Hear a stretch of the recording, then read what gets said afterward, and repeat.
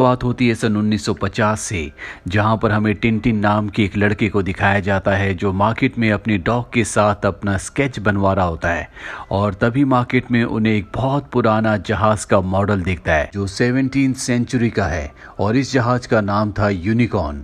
अब टिनटिन को ये मॉडल बहुत अच्छा लगता है, इसीलिए वो यूनिकॉर्न के मॉडल को खरीद लेता है। अभी टिनटिन के पास एक आदमी आता है जो बहुत ज्यादा घबराया हुआ होता है। वो टिनटिन से कहता है कि इस जहाज के मॉडल को मुझे दे दो, पर टिनटिन साफ साफ मना कर देता है। वो आदमी कहता है कि तुम्हें अपने आप को सुरक्षित रखना होगा, और ये कहकर वो वहां से चला जाता है। उस आदमी के जाने के बाद टिनटिन के पास एक और आदमी आता है जिसका नाम आइवन होता है। वो टिनटिन से कहता है कि ये जहाज मुझे दे दो, इसके बदले में तुम्हें मुंह मांगी कीमत दे सकता हूँ। टिनटिन कहता है कि ये जहाज मैंने बेचने के लिए नहीं खरीदा, ये जहाज मैंने अपने लिए खरीदा और मैं इसे बेचना नहीं चाहता। ये कहकर वो जहाज लेकर अपने घर आ जाता है। टिनटिन को बहुत ही अचंभा हो रहा होता है कि क्यों सब इस जहाज को खरीदना चाहते हैं। टिनटिन उस जहाज को टेबल पर रख देता है, और तभी बाहर से कैट इनके घर के अंदर आ जाती है। टिनटिन का डॉग उसके ऊपर हमला कर देता है, और जब डॉग और कैट भाग रहे होते हैं तो टिनटिन का जहाज गिर जाता है, जिससे उसका जहाज टूट जाता है। टिनटिन जब जहाज को उठाता है तो उसके अंदर से एक स्टिक गिरती है जो फर्नीचर के नीचे चली जाती है। टिनटिन का ध्यान उस पर नहीं जाता, और अब टिनटिन इस जहाज के बारे में, जिसका नाम यूनिकॉर्न है, और भी ज्यादा जानना चाहता है।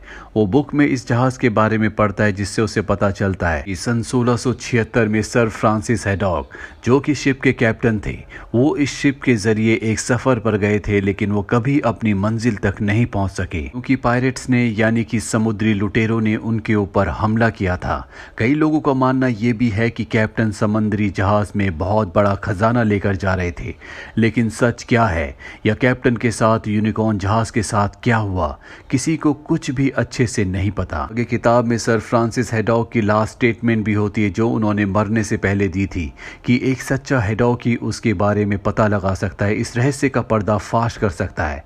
और अब टिनटिन वापस उसी कमरे में आता है जहां पर उसने जहाज के मॉडल को रखा था, लेकिन अब वो जहाज वहां से चोरी हो गया होता है। वो समझ जाता है कि ये काम आइवन का है, जो उससे मुंह मांगी कीमत पर उस जहाज को खरीदना चाहता था। इसीलिए अपने डॉग के साथ वो चुपके से उसके घर पर जाता है। वो देखता है कि वो जहाज वहीं पर रखा हुआ है। वो जहाज को उठा लेता है। अभी आइवन अपने आदमी के साथ वहां पर आ जाता है। टिनटिन कहता है कि ये जहाज मेरा है, मैंने इसे खरीदा था। आइवन कहता है इस जहाज को ध्यान से देखो, क्या ये तुम्हारा है? और जब टिनटिन उस जहाज को ध्यान से देखता है तो देखता है कि जहाज कभी टूटा नहीं था, ये पूरी तरह से सुरक्षित है, जबकि उसका जहाज ऊपर से गिरने से टूट गया था। टिनटिन समझ जाता है कि ये उसके यूनिकॉर्न जहाज का मॉडल नहीं है। टिनटिन फ्रांसिस से पूछता है कि सर फ्रांसिस हैडॉक ने एक जैसे दो जहाज, यानी कि यूनिकॉर्न के दो मॉडल्स क्यों बनाए थे? आइवन उसे कहता है कि तुम यहाँ से चले जाओ। दरअसल वो टिनटिन को कुछ नहीं बताना चाहता। इसके बाद टिनटिन अपने डॉग के साथ वापस अपने घर आता है, और जब वो घर के बाहर होता है तो देखता है कि उसके घर का दरवाजा खुला हुआ है। जब वो घर के अंदर जाता है तो उसका सारा सामान बिखरा हुआ होता है, जो देखकर वो समझ जाता है कि उसके घर की किसी ने तलाशी ली है। और तभी टिनटिन का डॉग फर्नीचर के नीचे शिप के अंदर से जो स्टिक गिरी थी, टिनटिन को उसके बारे में बताता है। टिनटिन जब उसे उठाता है तो वो एक पेन होता है। उस पेन की कैप खोलने के बाद टिनटिन को उसके अंदर एक पर्चा मिलता है, जिसे वो अपने पास रख लेता, और तभी उसके घर के बाहर वही आदमी आता है तो यूनिकॉर्न जहाज का मॉडल खरीदने के बाद सबसे पहले टिनटिन के पास आया था और टिनटिन को सावधान रहने के लिए कहा था। टिनटिन को लगता है कि ये उसे नुकसान पहुंचा सकता है, इसीलिए वो उसकी तरफ गन तान देता है, और तभी गोलियां चलती है और उस आदमी की मृत्यु हो जाती है। दरअसल बाहर से ही किसी ने उस आदमी को मार दिया होता है। उस आदमी के पास एक न्यूज़पेपर भी होता है। मरने से पहले वो न्यूज़पेपर पर अपने खून से निशान लगाता है। उस न्यूज़पेपर को लेकर टिनटिन पुलिस के पास जाता है, जहां पर उसे पता चलता है कि जिस आदमी के पास ये न्यूज़पेपर था, जो उसके घर में मारा गया, वो एक खुफिया पुलिस विभाग से था, जो एक खास मिशन पर काम कर रहा था। टिनटिन अब न्यूज़पेपर को ध्यान से देखता है, और जिन जिन वर्ड्स पर उसने ब्लड के निशान लगाए होते हैं, वो उनको जोड़कर एक वर्ड बनाता है, जो होता है कैराबुजान। टिनटिन पुलिस वालों से पूछता है, क्या आप इस वर्ड के बारे में जानते हैं? वो कहते हैं कि हमें इस बारे में कुछ नहीं पता, हम इस केस पर आगे कार्रवाई करेंगे, और वहां से बाहर निकल जाते हैं। तभी उन दोनों पुलिस वालों का सामना एक पिक पॉकेटर से होता है, और जब पुलिस वाले उसे पकड़ने के लिए उसका पीछा करते हैं तो भागते हुए टिनटिन से टकराता है और उसके वॉलेट को भी लेकर निकल जाता है। और टिनटिन ने उस कागज के टुकड़े को, जो उस पेन से निकला था, जो कि यूनिकॉर्न यूनिकॉर्न जहाज के मॉडल से गिरा था उसी वॉलेट के अंदर रखा था। अब उसे कुछ भी समझ नहीं आता कि उसे क्या करना चाहिए, क्योंकि वो पिक पॉकेटर भाग चुका था। इससे पहले कि टिनटिन अपने घर पहुंचता, कुछ लोग आते हैं और उसे किडनैप करके अपने साथ ले जाते हैं। टिनटिन का डॉग उन लोगों का पीछा करता है, लेकिन अब टिनटिन को एक बहुत बड़े शिप में बॉक्स के अंदर ट्रांसपोर्ट कर दिया जाता है और तभी उसके पास आइवन आता है। आइवन उसे कागज का टुकड़ा दिखाता और कहता है कि मुझे बताओ, जो कागज का टुकड़ा तुम्हें यूनिकॉर्न शिप के मॉडल के अंदर से मिला था वो कहां पर है। टिनटिन उसके हाथ में कागज के टुकड़े को देखता है। ये हूबहू उसी कागज के टुकड़े की तरह होता है जो उसे शिप के अंदर जो पेन था उसके अंदर से मिला था। टिनटिन समझ जाता है कि आइवन के पास जो कागज का टुकड़ा है वो उसके पास वाले यूनिकॉर्न के शिप के मॉडल के अंदर से उसे मिला है। टिनटिन उसे उस कागज के टुकड़े के बारे में कुछ नहीं बताता, जिसके बाद आइवन वहां से चला जाता है। लेकिन अब टिनटिन का डॉग भी शिप के अंदर आ चुका है। आइवन अपने लोगों से कहता है कि तुम्हें इस पर ध्यान रखना होगा और किसी भी तरह से तुम्हें उस कागज के टुकड़े के बारे में उससे सच उगलवाना होगा। वहीं टिनटिन का डॉग उस जगह पहुंच जाता है जहां पर टिनटिन होता है और टिनटिन की रस्सियां खोल देता है, जिसके बाद ये अंदर से दरवाजा बंद कर लेते हैं और ये विंडो के जरिए एक दूसरे रूम में पहुंचते हैं जहां पर इस शिप का कैप्टन होता है जो टिनटिन के ऊपर हमला कर देता है। टिनटिन उसे समझाता है कि मैं तुम्हें नुकसान नहीं पहुंचाना चाहता। इसके बाद शिप का कैप्टन बताता है कि आइवन ने मेरे सभी आदमियों को खरीद लिया। शिप के इस कैप्टन का नाम आर्चिबल्ड हैडॉक होता है और जब टिनटिन को पता चलता है कि ये हैडॉक फैमिली से है तो वो पूछता है क्या आप फ्रांसिस हैडॉक को जानते थे। शिप का कैप्टन बताता है कि वो मेरे दादाजी थे। टिनटिन उससे पूछता है क्या तुम्हें खजाने के बारे में, शिप के बारे में कुछ पता है। वो कहता है कि मेरे दादाजी ने मुझे सब कुछ बताया था, लेकिन उनकी मृत्यु के बाद मैं बहुत ज्यादा शराब पीने लगा। मैं गम में डूब गया था, इसीलिए उनकी बताई हुई हर एक बात को मैं भूल गया। टिनटिन पूछता है क्या तुम्हारे खानदान में कोई और भी जिंदा है। वो बताता है कि मेरे दादाजी के 3 बेटे थे और अब उनके वंश में सिर्फ मैं ही बचा हूँ। टिनटिन यहाँ पर सब कुछ समझ जाता है कि सर फ्रांसिस हैडॉक ने एक नहीं बल्कि यूनिकॉर्न के 3 जहाज के मॉडल बनाए थे, जिन तीनों के अंदर उन्होंने एक एक कागज का टुकड़ा रखा था जिससे वो खजाने तक पहुंच सकते हैं। और एक कागज का टुकड़ा इस वक्त इवान के पास है, दूसरा कागज का टुकड़ा उसे मिला था जिसे उसने पढ़ा था। उसमें भी 3 भाइयों का जिक्र था, साथ ही ये भी लिखा था जब 3 यूनिकॉर्न मिलेंगे तभी खजाना मिलेगा। यानी कि 3 यूनिकॉर्न के मॉडल्स बनाए गए थे जिनके अंदर कागज का एक एक टुकड़ा रखा गया था और जब वो तीनों कागज के टुकड़े मिलेंगे तो खजाने का नक्शा बन जाएगा, जिससे खजाने का रास्ता, उसकी लोकेशन पता चल जाएगी। और अब टिनटिन को पूरा सच पता चल चुका है, इसीलिए वो चुपके से इवान के कमरे में जाता है जहां पर उसे एक पेपर पर लिखा हुआ मिलता है कि इस वक्त इवान बगार जा रहा है। इससे टिनटिन समझ जाता है कि हो ना हो यूनिकॉर्न का तीसरा मॉडल बगार में है।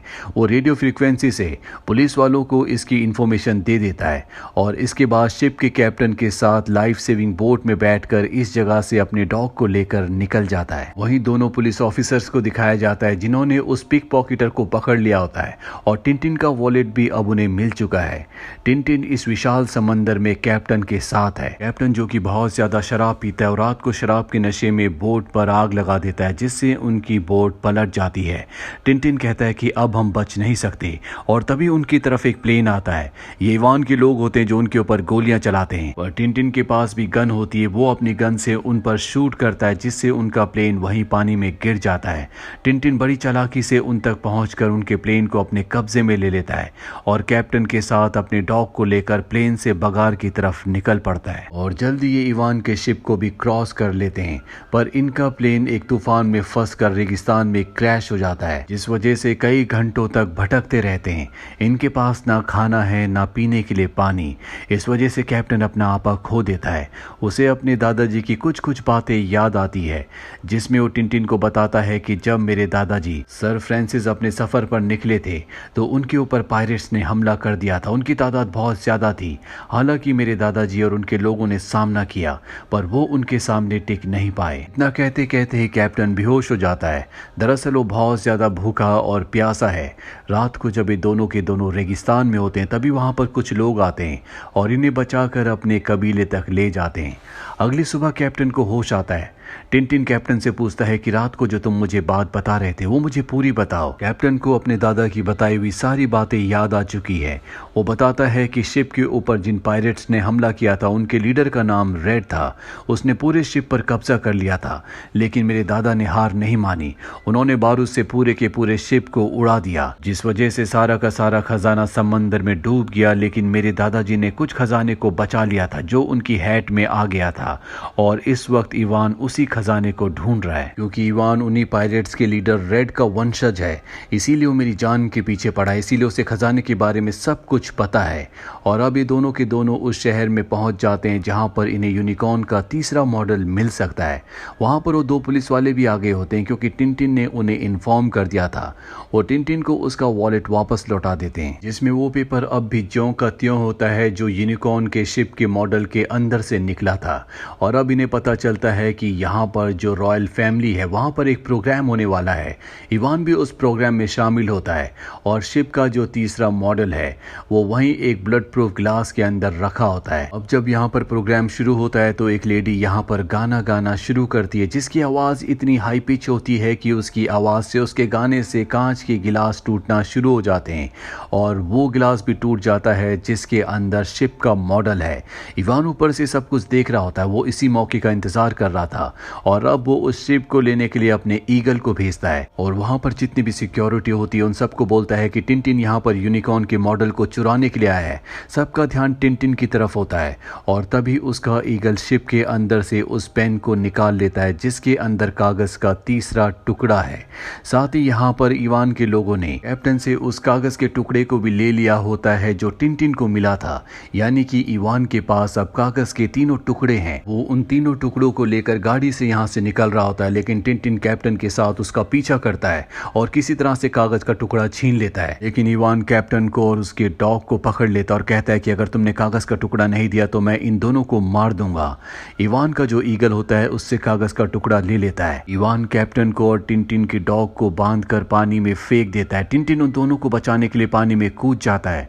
वो उन दोनों को तो बचा लेता है, लेकिन अब इवान तीनों के तीनों कागज के टुकड़ों को लेकर यहाँ से निकल चुका है। टिंटिन को अब एक आइडिया आता है। वो इंटरपोल पुलिस को इवान के बारे में सब कुछ बता देता है, उसके जहाज की लोकेशन भी उसे बता देता है, जिसके बाद इवान जो भाग रहा होता है, इंटरपोल पुलिस की मदद से टिंटिन कैप्टन उसके शिप तक पहुंच जाते हैं। और जब वो अपनी गाड़ी से पोर्ट से निकल रहा होता है भी कैप्टन क्रेन से उसकी गाड़ी को ऊपर खींच लेता है, लेकिन इवान उस गाड़ी से निकलकर दूसरी क्रेन में बैठकर कैप्टन के ऊपर हमला करता है। कैप्टन नीचे गिर जाता है, और अब इवान के पास कागज के वो 3 टुकड़े हैं।